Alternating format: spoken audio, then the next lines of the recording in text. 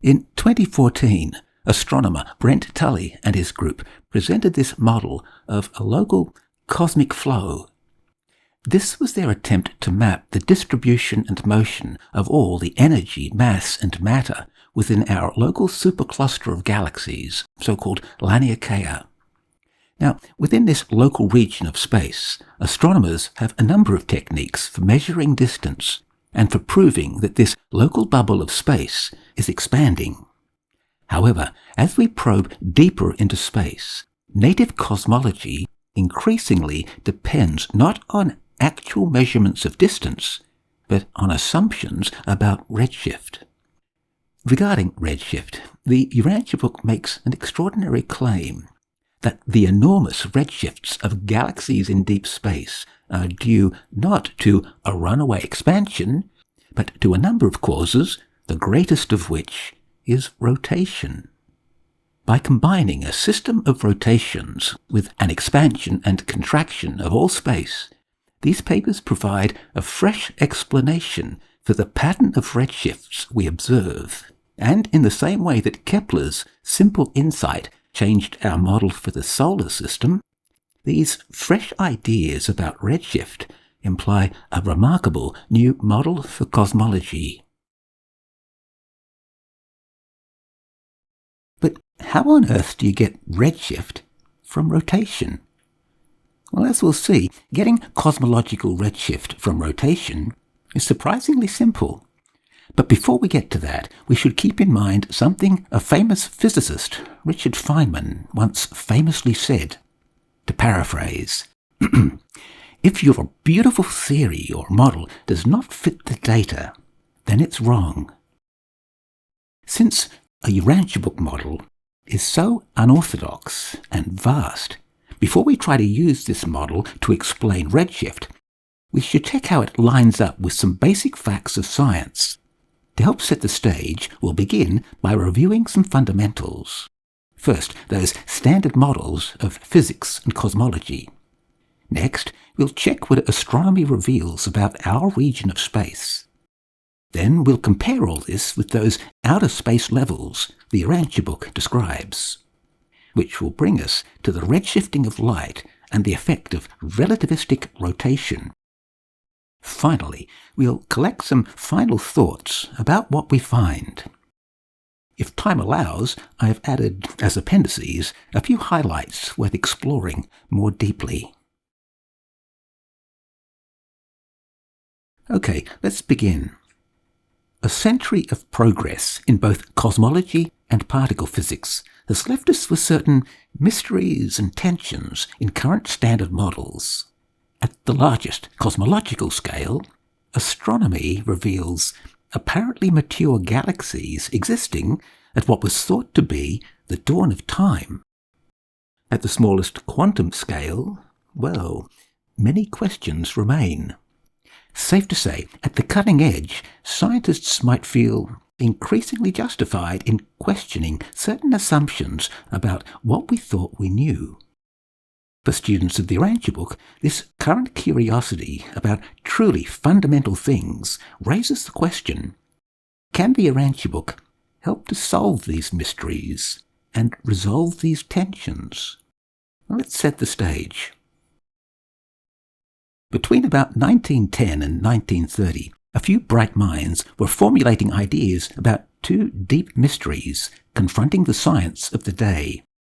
One of these mysteries involved the quantization and interaction of energy and mass.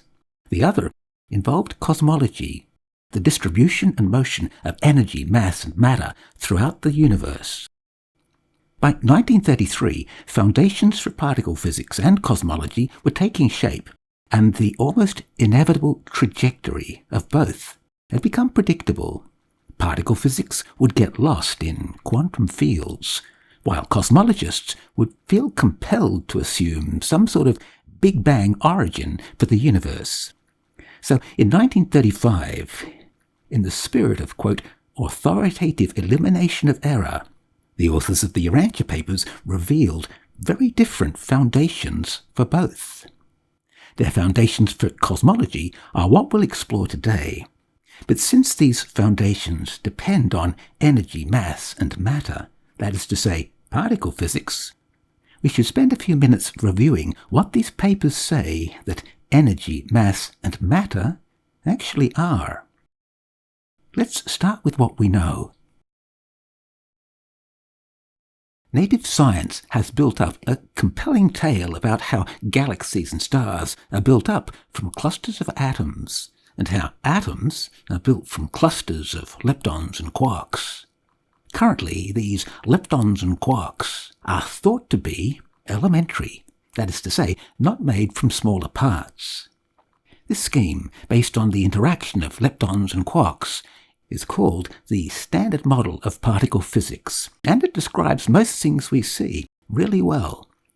But in particle physics, this model is thought of as an effective low-energy approximation, which implies another high-energy domain, which is where the Urantia Book comes in. The Urantia Book approaches this standard model from the other high-energy side, introducing these ancestral levels of not quite finite stuff. In the middle here, between what we can measure and what's being revealed, we have a region of interest. It's interesting to scientists. They want to know more about leptons and quarks. It's interesting to students of the Urantia Book for reasons we're about to see. Regarding this standard model, two things are missing from this picture. First, Planck's quantum of angular momentum, and what we call a Higgs-type field. What if we put these two together, this condensate of charge and this quantum of angular momentum? Well, given the way that angular momentum in a superfluid tends to quantize, a quantum of angular momentum acting in this superfluid condensate of charge implies a vortex, the very tip of which becomes a point-like thing, a spinning, irreducible quantum of ultimate energy density, the ultimaton. And since this ultimaton is literally the ultimate uncuttable thing, the ultimate atom, this name, ultimaton, is certainly appropriate. Now, for the experts, notice a connection between space potency and ultimatons. Since space potency is also called absoluta, we can make a case for this ultimaton being a quantum of paradise absolutum. More on this in Appendices 3 and 6. Meanwhile, that famous but unexplained huddling proclivity of ultimatons allows tiny clusters naturally to form. And from such clusters of huddling ultimatons, we get these neutrino-like things, tiny building blocks for standard model leptons and quarks, all spinning in a background field of primitive force charge, that standard model Higgs-type field. Now, if we simply identify this standard model field of primitive, primordial, weak hypercharge with the Urantia Book's primordial force charge, we solve a few deep mysteries of particle physics. In standard model terms, what we have here are structures of quantized weak hypercharge, acquiring inertial mass and electromagnetic charge by interacting with that condensate of charge, the very stuff from which ultimatons are made. That's a quick review of energy, mass, and matter from a Planck scale view. For those who'd like a closer look at all this, we go into more detail in those previous parts. Okay, let's now shift to a more astronomic or cosmological perspective. In the Urantia Book, the prehistory of a spiral galaxy begins when a primary force organizer interacts with absoluta, condensing a halo of Segregata. An associate force organizer then spins up this superfluid stuff, some of which begins to quantize as ultimatons. Some of those ultimatons then begin to cluster, as we just saw, becoming standard model atoms built up from leptons and quarks. However, being pre-electronic, neither segregata nor ultimata interact with electromagnetic light, so both this halo of segregata and this disk of ultimata are invisible or dark. Notice what's just happened. By describing such foundations for galaxies, the Urantia Book has revealed two distinct sources of invisible gravitational effect, what astronomers currently call dark matter. Here, recall that in paper 4229, segregata is also called, quote, pure energy. So, following Einstein, if we divide all that energy by the speed of light squared, then we get an awful lot of mass, or rather a whole lot of invisible gravitational effect. Meanwhile, 3 paragraphs later in paper 42.212, ultimatons are described as, quote, the first measurable form of energy. In Appendix 3, we say a little more about why ultimatons turn out to be the ultimate, so-called WIMP, a second source of invisible gravitational effect. What makes this interesting is that by 1935, 2 years after Fritz Zwicky first noticed the need for invisible mass, 40 years before, Vera Rubin measured those flat rotation curves of spiral galaxies, the authors of the Urantia Book had presented, or predicted, exactly the sort of model that researchers have recently begun to explore. A model that assumes, or predicted, the sort of Higgs-type field both of our standard models require. In 1935. With this background in place, let's now consider the distribution and motion of energy, mass, and matter throughout the universe. In 2014, astronomer Brent Tully and his group presented a study of our local supercluster, so-called Laniakea. The novelty here is that this was not simply a plot of visible galaxies. This was their attempt to map the distribution and motion of all the energy, mass, and matter, visible and invisible, within this local region of space. For students of the Urantia Book, the remarkable thing here is that within this local region of space, the story revealed by astronomy is, at first glance, as we'll see, a surprisingly good match to the story the Urantia Book described in 1935. However, those stories begin to diverge as we expand our view out beyond the so-called KBC void. The deeper we probe into space, out beyond, say, 1 billion light-years, the more our estimates of distance depend not on actual measurements of distance, but on assumptions about redshift. Now, redshift is something that astronomers can measure most precisely, and thanks to ever-improving telescopes and techniques, we now have catalogues of redshifts for literally millions of galaxies. And, as I'm sure we all know, some of these redshifts are alarmingly big. Which brings us to a central question for cosmology: how to map these increasingly large redshifts into actual, physical, three-dimensional space. One currently popular way is to assume a simple expansion of all space in which these increasingly large redshifts imply increasingly large rates of separation. By assuming this rate of separation or expansion is directly proportional to distance, that is to say, by assuming a Hubble-type law, astronomers assume that they've solved their central problem: how to find the distance to a distant galaxy. Well, just read its redshift. So we find that nowadays most astronomers map the distribution of galaxies something like this. On the other hand, the Urantia Book implies a mapping more like this. a set of nested, concentric, counter-rotating space levels of, quote, lessened resistance to motion. Now, of course, no self-respecting, sensible, and sober cosmologist would ever dare even to suggest anything like this, a model so obviously contrived and artificial. But recall, artificial literally means made by an artist, which just happens to be the essence of Urantia Book Cosmology, that the universe is a work of art.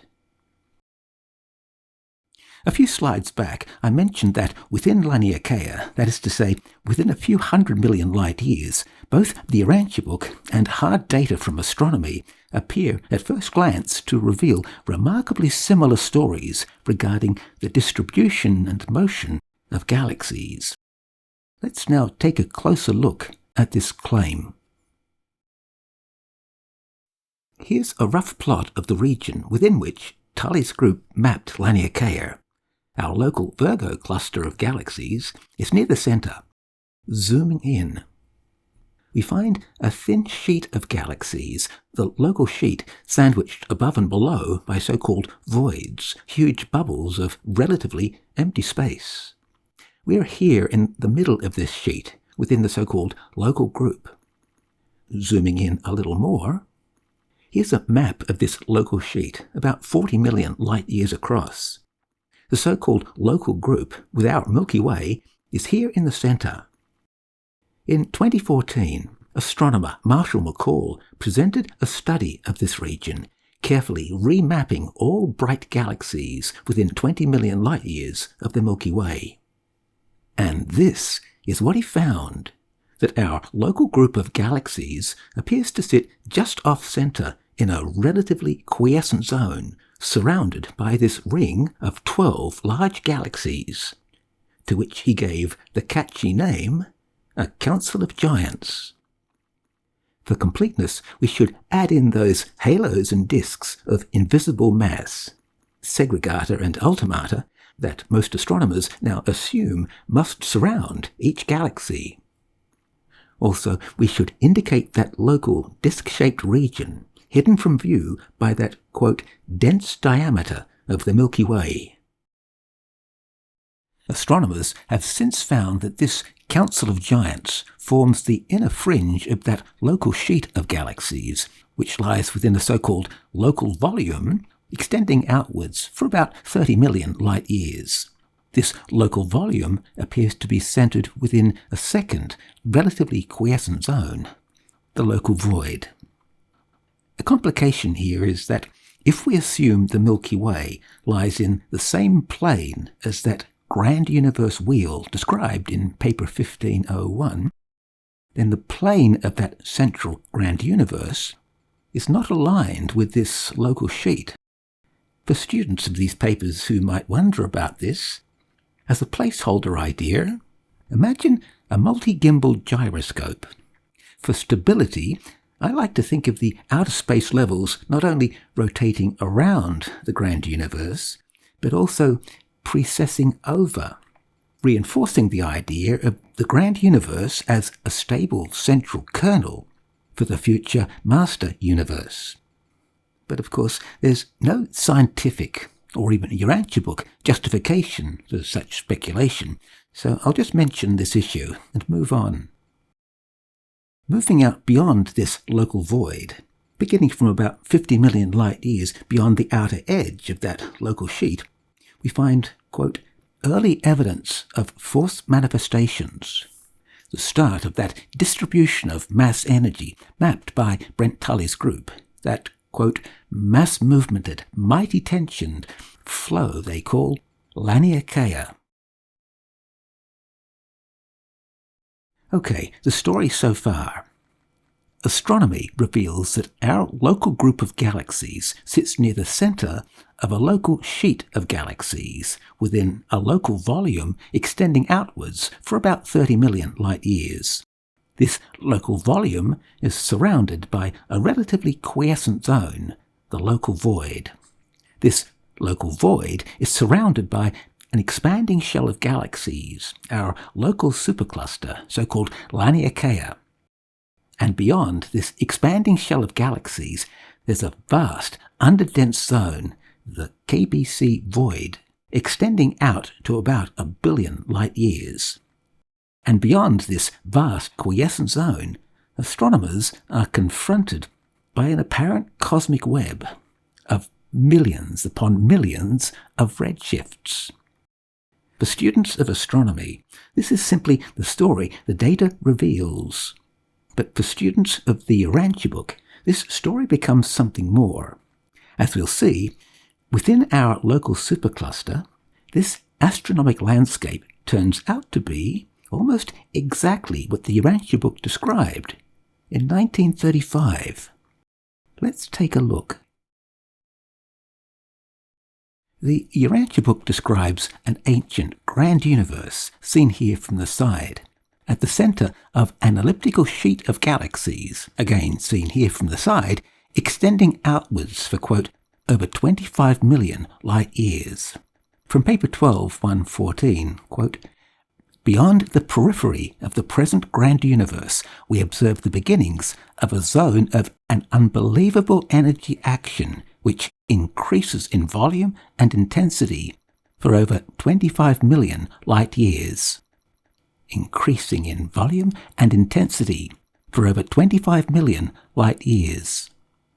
These tremendous wheels of energizing forces are situated in the first outer space level, a continuous belt of cosmic activity encircling the whole of the known, organized, and inhabited creation. End quote. Seen from above, that paragraph in paper 12 appears to be describing something like this: a continuous belt of cosmic activity encircling the whole of the known, organized, and inhabited creation. Okay, this seems straightforward. A first outer space level surrounding our place in space, radius roughly 25 million light-years. On the other hand, any student of astronomy would immediately be struck by the fact that the size of this structure is, more or less, a perfect match for that local sheet astronomers have in fact found. As of 2025, this local sheet is thought to span the midplane of a local volume extending outwards for about 30 million light-years. But wait, there's more. Let's zoom out a bit. From paper 12, 115, quote, still greater activities are taking place beyond these regions, for the Urantia physicists have detected early evidence of force manifestations more than 50 million light-years beyond the outermost ranges of the phenomena in the first outer space level. End quote. Now, students of astronomy would also note that this quiescent zone, 50 million light-years wide, matches that local void astronomers have also found. Also, note that reference to early evidence of force manifestations beginning about 75 million light-years away. Again, from paper 12, 115, these activities undoubtedly presage the organization of the material creations of the second outer space level of the master universe. But then 3 sections later, in paper 12, 415, we find this. Quote, it appears that the second outer universe of galaxies, like the 7 superuniverses, revolves counterclockwise about paradise. Second outer universe of galaxies? If we assume that this second outer universe of galaxies is, say, 10 times bigger than the first outer space level, so about 250 million light-years wide, then something remarkable happens. Imagine that in cross-section, a second outer universe of galaxies looks something like this, a, quote, zone of an unbelievable energy action, a distribution of mass energy increasing in volume and intensity for, say, 250 million light-years. Well, then this second outer universe of galaxies becomes, once again, a well-nigh perfect match for what astronomers have actually discovered. Laniakea, that expanding shell of galaxies surrounding the local sheet. Once again, here's that animated map made by Brent Tully's group back in 2014. Remember, this animation shows not the distribution of visible galaxies, but a prediction of the cosmic flow, the distribution and motion of all the energy, mass and matter within our local, expanding bubble of space. Now, clearly, there's nothing scientific about identifying Laniakea, this elliptical, donut-shaped cosmic flow, with the Urantia Book's second outer universe of galaxies. For students of the Urantia Book, this is simply an intriguing correlation. But as a student of astronomy, this remarkable correlation makes me take seriously what these papers go on to say about redshift and about the global motions of space. So let's briefly review what we know about redshift and what these papers say. As mentioned earlier, redshift is something that astronomers can measure most precisely, and the redshifts of galaxies in Laniakea reveal a very clear pattern. For example, galaxies and clusters near the outer edge all share similar redshifts, about 0.016. For small redshifts like this, astronomers often refer to radial velocity rather than redshift. So we find that galaxies near the outer edge of this donut-shaped volume of space are all receding at about 4,500 kilometers per second. Now, as also mentioned earlier, within this local region of space, astronomers have a number of techniques for estimating distance. They use these to calibrate so-called distance ladders, which they then use for mapping distances to galaxies. When these distances are plotted against velocities, that famous relationship between distance and velocity becomes clear. What we have here is compelling confirmation of a so-called Hubble flow. But notice what this data actually confirms is a local Hubble flow. Hold that thought. Meanwhile, cosmologists discovered a background of microwave radiation, their smoking gun confirmation of some Big Bang. Against this background, students of cosmology are now more or less compelled to conclude, what more proof do we need? Galaxies racing away, a microwave background, a model that mostly works?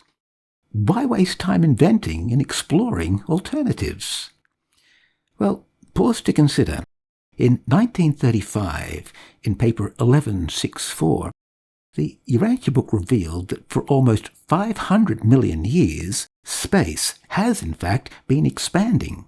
In other words, according to the Urantia Book, any galaxy within 300 million light-years, that is to say, every galaxy in this second outer universe of galaxies, has in fact been receding for over 300 million years.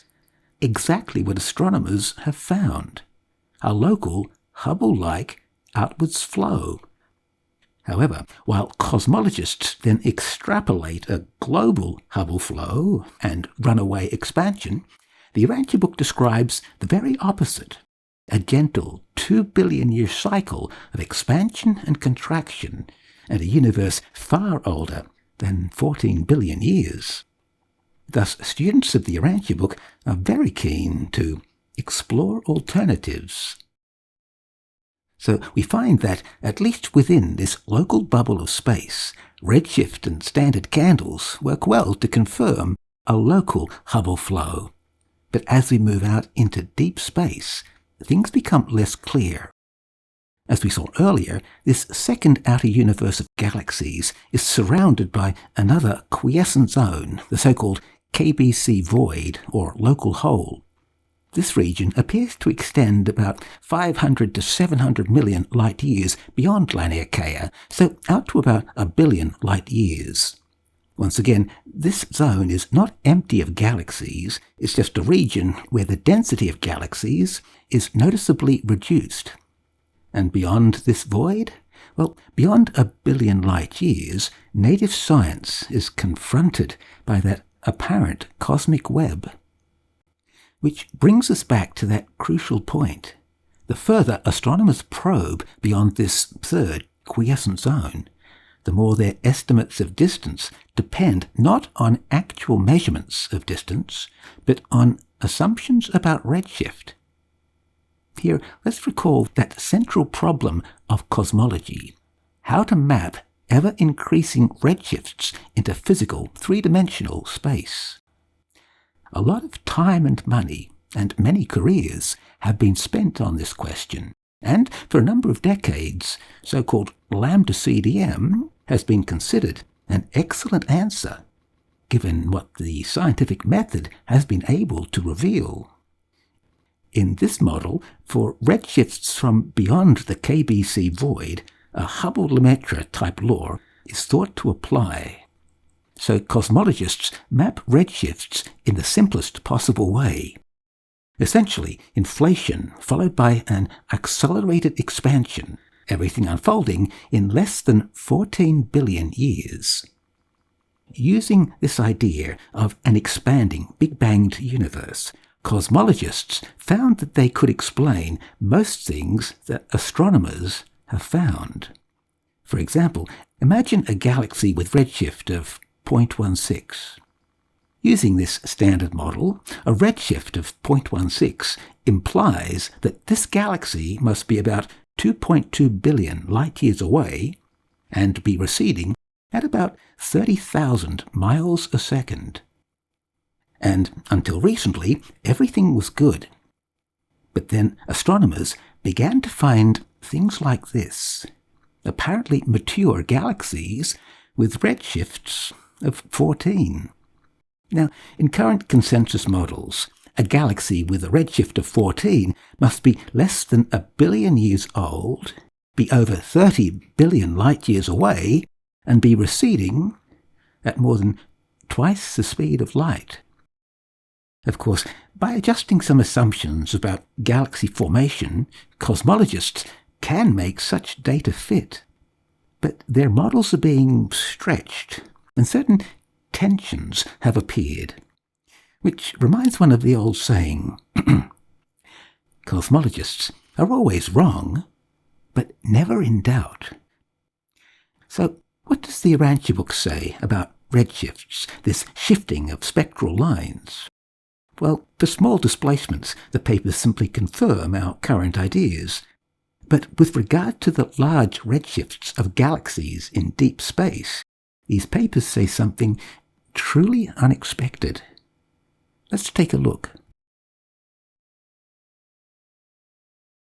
Imagine that galaxy with redshift of 0.16 receding at 30,000 miles a second. Referring to our use of a Hubble-type law to estimate distance and velocity, the Urantia Book throws a spanner in the works. From paragraph 12.4.14, quote, "By this method of reckoning, it will appear that these far-distant systems are in flight from this part of the universe at the unbelievable rate of more than 30,000 miles a second. But this apparent speed of recession is not real." End quote. Not real? Well, one has to ask, if this apparent speed of recession is not real, then what's causing this enormous redshifting, or distortion, of spectral lines? Which brings us to paragraph 12.4.15, and that unexpected idea, quote, "But the greatest of all such distortions arises because the vast universes of outer space seem to be revolving." Here, the authors appear to be saying that the greatest cause of the enormous redshifts of galaxies in deep space is due to sideways, not radial, velocities. So what if a galaxy 2 billion light-years away were moving sideways directly across our line of sight at, say, half the speed of light? Well, as we'll see, once again, we'd measure a redshift of 0.16. Okay, first question. If a galaxy were moving sideways across our line of sight at half the speed of light, surely astronomers would have noticed. Well, let's pause to consider. Say that galaxy, 2 billion light-years away, is about the size of our Milky Way, so about 100,000 light-years across. This means it would take light, travelling at the speed of light, 100,000 years to cross that galaxy. Now, imagine that in some telescope, the image of that galaxy is about 100 pixels wide. Then, if that galaxy were moving sideways, directly across our line of sight at half the speed of light, it would take 2,000 years for the image in that telescope to shift by 1 pixel. The point being that for the foreseeable future, this kind of direct measurement of transverse velocity will remain a challenge. However, as I'll explain in a moment, a pair of upcoming survey missions may just solve this problem and help to prove relativistic sideways motion in outer space. Okay, next question. But how can sideways motion cause redshift? To see how this can work, we need to review that strange idea about light and time. Imagine a spaceship with a light clock ticking away. Each cycle of a photon up and down measures one local tick of this clock. The astronauts on that spaceship use this light clock to measure the passing of time. Now, imagine this spaceship zooming by directly across our line of sight. From our point of view, we measure the length of that photon's path to be longer than the path measured locally by those on a spaceship. So, if the speed of light is the same for all observers, as Einstein proposed, then we'd measure the light clock on that spaceship to be ticking slow. 100 years of study apparently confirms that this effect is real. If we assume that it is, let's think what this means. Imagine that spaceship zooming directly across our line of sight. As it turns out, this particular type of spaceship has a tail light that flashes blue light with a wavelength of 450 nanometers. Now, some scientist with a telescope is asked to estimate the spaceship speed. He observes the tail light flash and measures a wavelength of 660 nanometers. In other words, he sees this blue tail light flashing red. Now, this scientist happens to know a thing or two about relative motion, and running the numbers, he finds a Lorentz factor, gamma, of 1.47. After a little algebra, he reports that this spaceship is zooming by at 73% the speed of light. Okay, that's the situation for a spaceship zooming sideways directly across our line of sight. Now, imagine a second spaceship with the same type of flashing blue light, but this ship is zooming away directly along our line of sight. Once again, a scientist with a telescope is asked to work out how fast this ship is moving away. When he observes that blue tail light, he also sees it flashing red. As it turns out, this scientist happens to know a thing or two about the Doppler shifting of light. Running the numbers, he finds a redshift of 0.467 and reports that this spaceship is receding at just over 46% the speed of light. Which brings us to a curious issue. If a spaceship with one of those flashing blue tail lights is cruising deep in outer space, and we take a snapshot with our best telescope and measure that blue light to be flashing red, is this redshift due to radial or transverse motion? In other words, is that ship receding along our line of sight at 46% the speed of light, or is it zooming across our line of sight at 73% light speed? This issue becomes more interesting if we replace that spaceship with a galaxy. Let's say we know from astrophysics that if this galaxy were not moving relative to us, then a certain spectral line will be found at a wavelength of 300 nanometers. But when we observe that galaxy with our best telescope, we measure that spectral line at 348 nanometers. In other words, we observe a redshift of 0.16. As we've just seen, this redshifting of spectral lines can certainly be caused by radial motion directly along our line of sight. But it can also be caused by transverse motion directly across our line of sight. So which is it? Is that galaxy receding at that, quote, unbelievable rate of more than 30,000 miles a second? Or is it zooming sideways at half the speed of light? But the plot, she thickens. In October 2023 and January 2024, the James Webb Space Telescope observed a galaxy with redshift of 14.1. This means that a spectral line emitted or absorbed by that galaxy at 300 nanometers would be measured by the telescope at 4,500 nanometers, or 4.5 microns. Now, using lambda CDM, a cosmologist would conclude that this galaxy must be over 30 billion light-years away and be receding at more than twice the speed of light.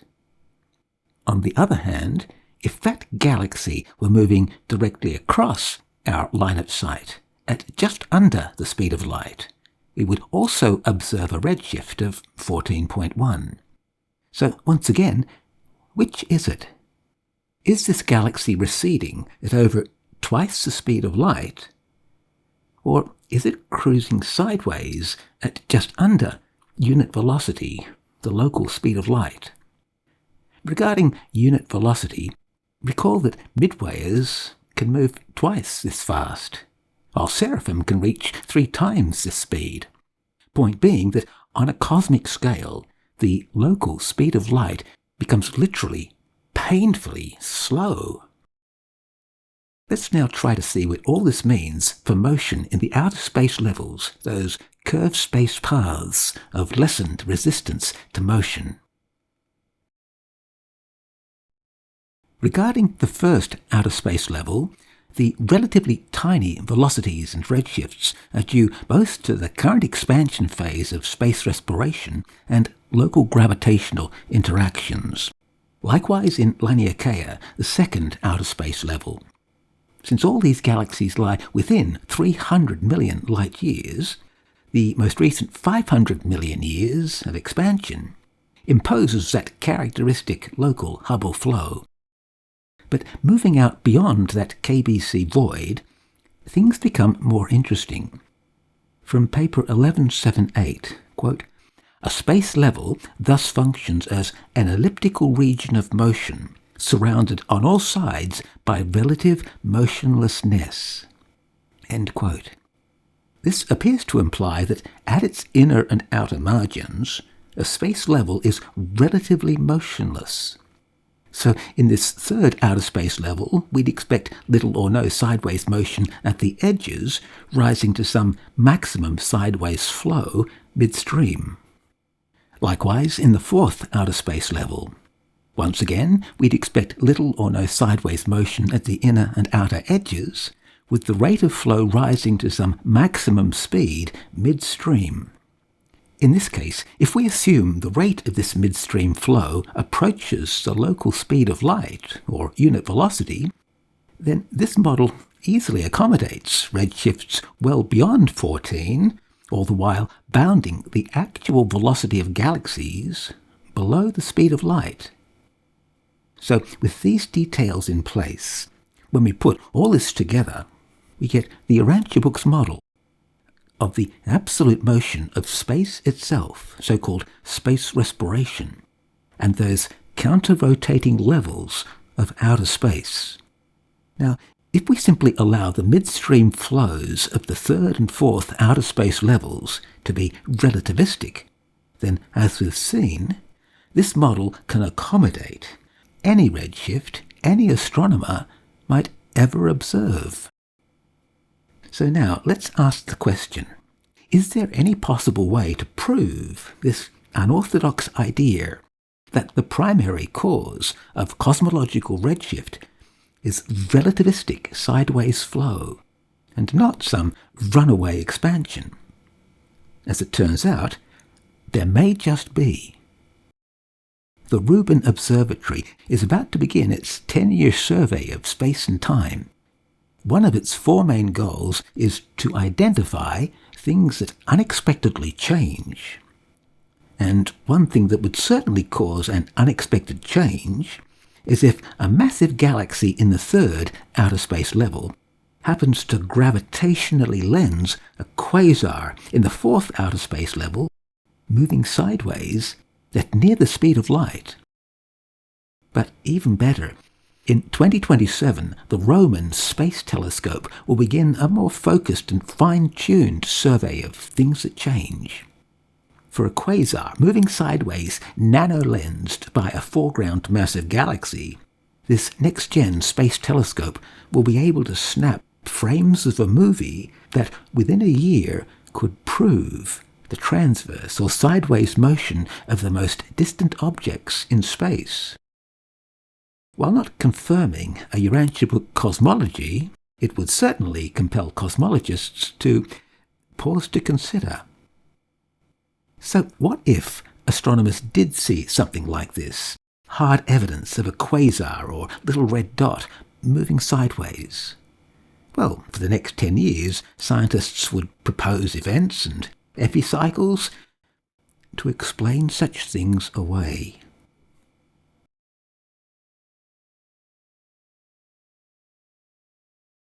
Well, thanks for listening to all that.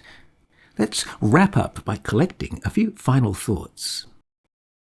As I'm sure we'd all agree, it's a long way from detecting a quasar moving sideways to discovering a cosmos of nested counter-rotating levels of outer space and cycles of space respiration. So, where do things stand? Clearly, the enormous redshifts of galaxies in deep space can be explained by an accelerating runaway expansion, as proposed in current Big Bang models. But as we've seen, such redshifts can also be explained by relativistic rotation. We've also seen that the first outer space level, as described in the Urantia Book, is a remarkably good match to the so-called local sheet astronomers have found. And we've also seen that the Urantia Book's, quote, second outer universe of galaxies can easily be identified with Laniakea, our local supercluster, surrounded by that enormous KBC void. So here's the challenge. The Urantia Book reveals a cosmology that's far beyond the reach of either scientific discovery or religious experience. Thus, exploring this model will require an approach that involves philosophy and faith. At the same time, we must keep in mind that astronomy and cosmology, the study of how the heavens go, is a matter of science, not faith. So we need to approach this study not as evangelists, but as students exploring an idea. Okay, that's my attempt to explore that unexpected line in paragraph 12.4.15, that hint about a connection between redshift and rotation. Quote, "But the greatest of all such distortions arises because the vast universes of outer space seem to be revolving." Clearly, a cosmology that involves an ancient, central, grand universe wheel surrounded by nested, counter-rotating levels of outer space implies many interesting things.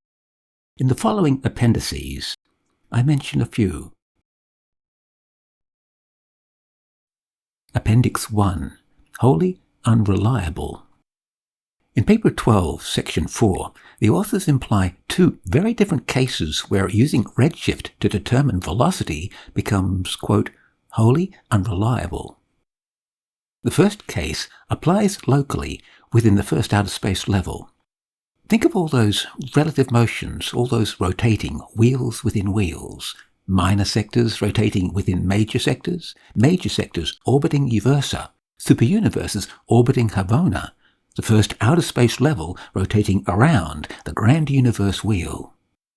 The relative Doppler shifts due to all these local relative motions conspire to make any estimate of absolute velocity impossible.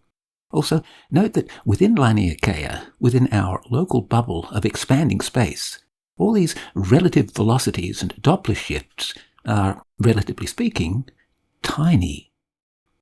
The second case, where using redshift to determine velocity becomes wholly unreliable, involves the enormous redshifts of galaxies that lie beyond the KBC void. By assuming that a Hubble-type law still applies to these truly distant galaxies, astronomers are led to assume that they can estimate their distance and velocity simply by reading their redshift. However, the author of paper 12.4.15 claims this use of redshift is wholly unreliable because most of the redshift is caused not by radial velocity due to a runaway expansion, but by transverse motion along the geodesics of curved space paths. Here, it's important to note that any light we observe from such distant galaxies was emitted perpendicular to the velocity of that galaxy. Hence, its redshift is not affected by any Doppler shift being due entirely to the time dilation of special relativity. Appendix 2. Space Respiration. Regarding current assumptions about space, I'm sure we all know this story that cosmologists currently like to tell, which goes something like this. Given one miracle, one miraculous moment of cosmic inflation, and two little assumptions, we can predict that the universe began to expand about 13.8 billion years ago. Nowadays, these two little assumptions about redshift and rate of expansion seem so obviously true that some cosmologists no longer see them as assumptions, but rather as hard facts which their models must obey. It's no exaggeration to say that this story, this proposed expansion history of the universe, sits on these two assumptions. So, in 2015, two physicists, not cosmologists, Harry Ringemacher and Lawrence Mead, took a close look at these assumptions and this story and the best data of the day. And they noticed something subtle in the supernova data, that the rate of change of the expansion has been changing every 2 billion years or so. They proposed that a simple Big Banged universe was in some sense ringing or oscillating as it expanded, that over the last 13 or 14 billion years, the rate of expansion of the universe has sped up and slowed down 6 or 7 times. The Urantia Book takes this unorthodox idea one more step. It proposes cycles 2 billion years long of gentle oscillation, of so-called space respiration.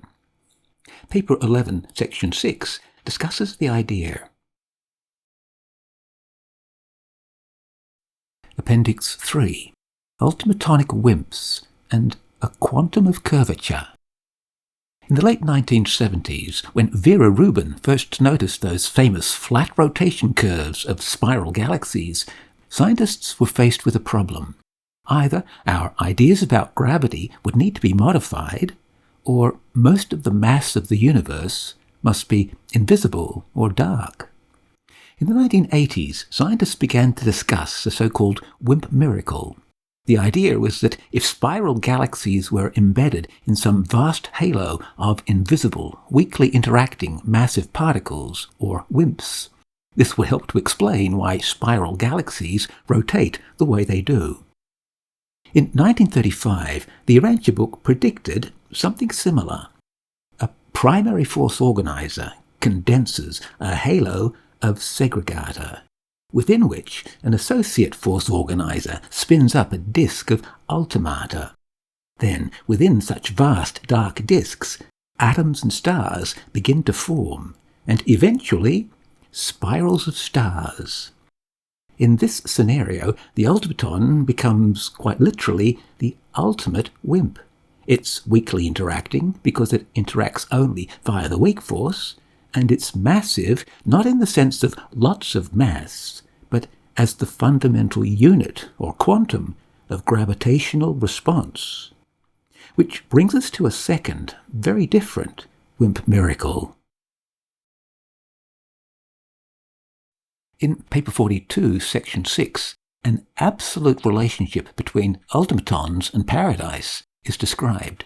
From 42.6.3, quote, ultimatons function by mutual attraction, responding only to the circular paradise gravity pull.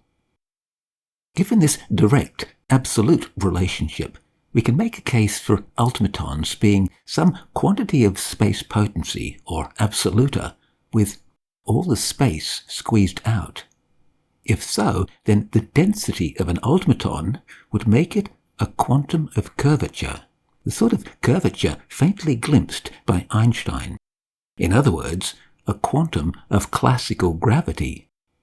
Now, if we think of so-called absolute or paradise gravity as the curvature imposed by paradise acting on space, then the ultimaton, the quantum of that curvature, becomes a quantum of absolute gravity, the quantum of material response to paradise. Which leads to an interesting idea.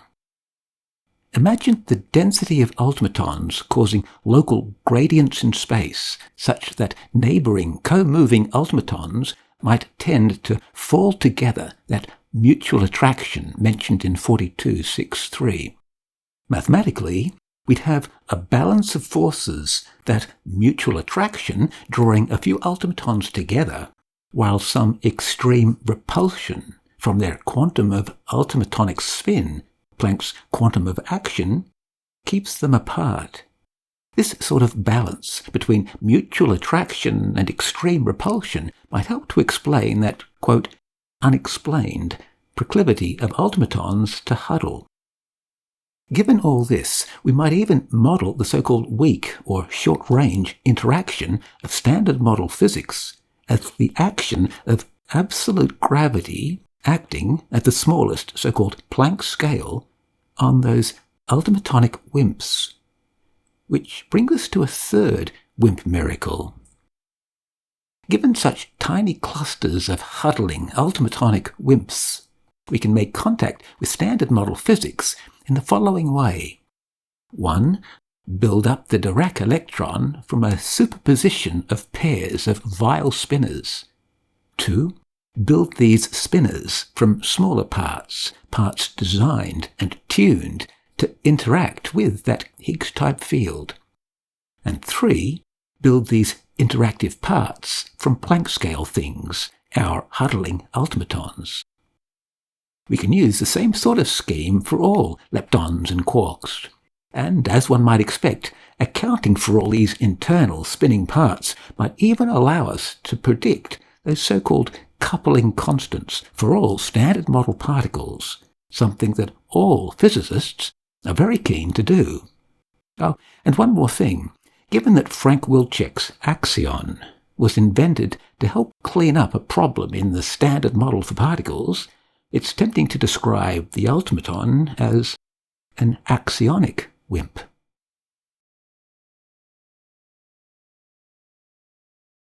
Appendix 4. Segregata, Higgs, and the local speed of light.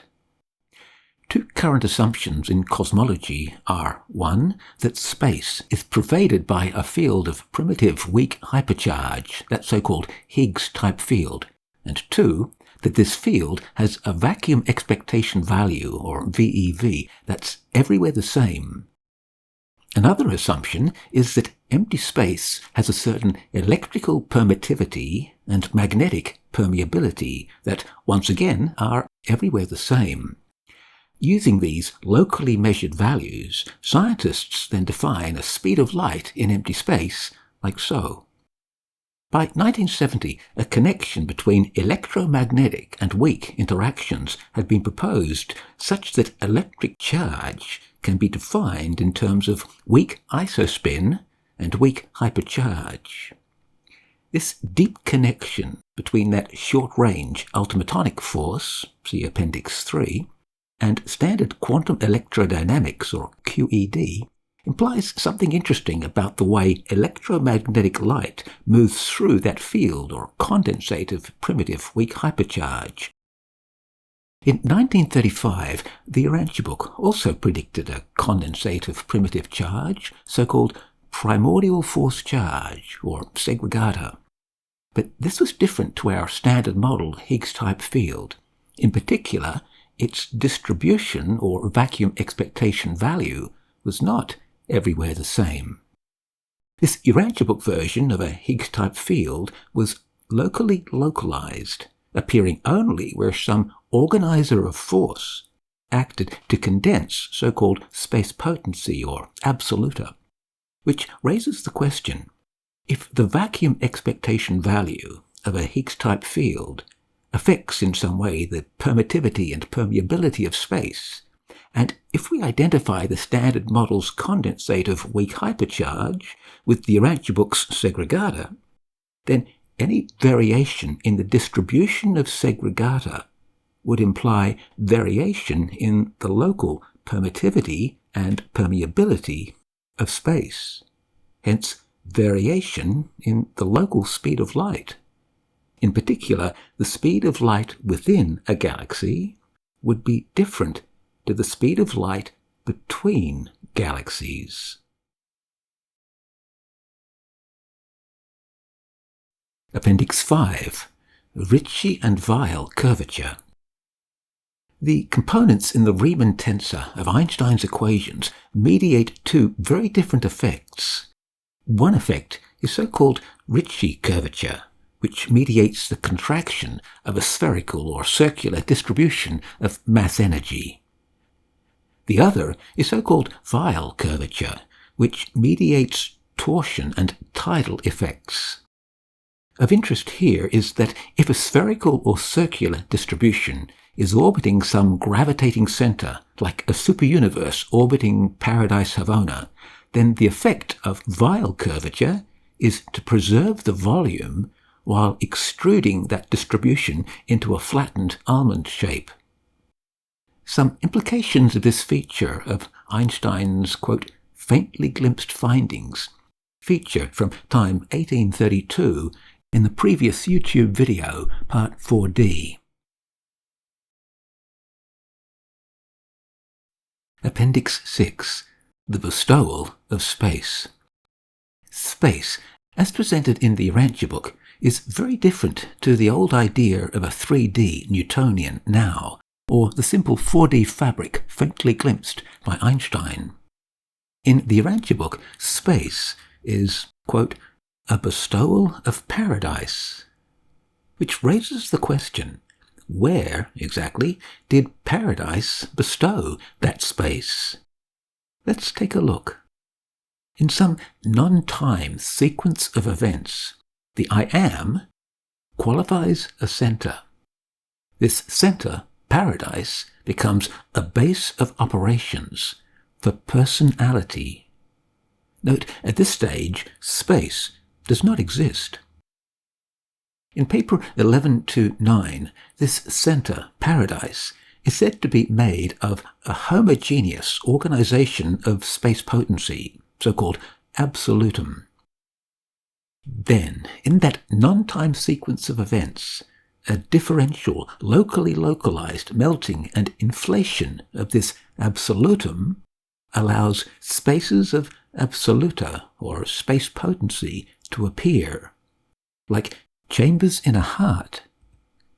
These chambers, these spatial excavations, counterbalance and start to move. This cosmic heart begins to beat, and the master universe age begins. So, what happens next? In paper 10678, the authors explain that after this master universe age, when this entire master universe is perfected and complete, its entire history will appear to be, quote, only a beginning. Simply the creation of certain finite and transcendental foundations for even greater and more enthralling metamorphoses in uncharted infinity. At such a future eternity moment, not only will the master universe still seem young, but the purpose and seven-dimensional destiny of finalitas will become clear.